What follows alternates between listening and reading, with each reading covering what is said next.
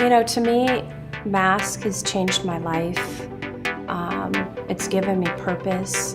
It's made me a better mom. My hope for mask in the future is that when we get that call from Chicago or we get that call from Akron, Ohio, asking us to bring mask to them, to be able to train people in other states and other cities, and so they can spread our message and they can do what we're doing here in Arizona is my ultimate dream for mask.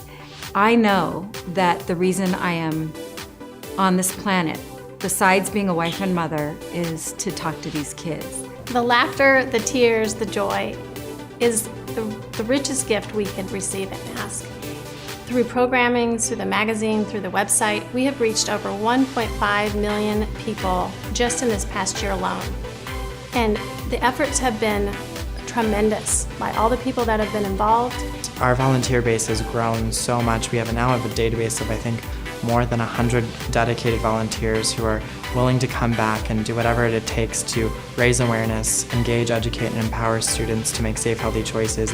Anybody can get involved. I take all ages and stages. I do have community service hours, learning service hours that my kids are required. A lot of the kids come back and want to return year after year just because they like the rewarding experience working with us.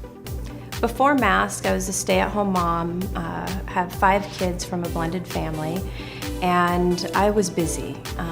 I was always a parent that wanted to be involved with the kids, volunteering.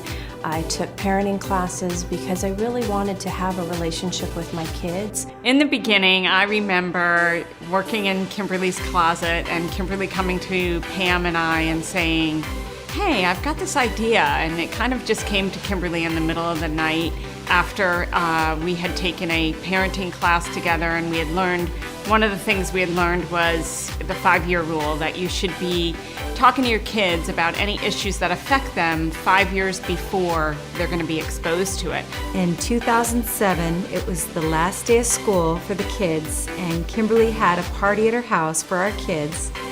And she and Michelle and I were talking in the backyard, and suddenly Kimberly said, "We need to start a group. We need to start a group for parents to bring awareness to all the issues that affect our families." And we said, "Yeah, that's a great idea. That's a great idea. All these challenges facing parents. We need to have a group, get together at someone's house once a month, talk about the issues." And I thought, I'm on board, sign me up. So many people have come up, and especially dads, and say, "Well, what about us dads?" And my comment is, we're really about families, but we couldn't name ourselves Flask. It just wouldn't be in line with who we are and what we're trying to do. But it's really just because mothers started it, but our core, part of us is to help families.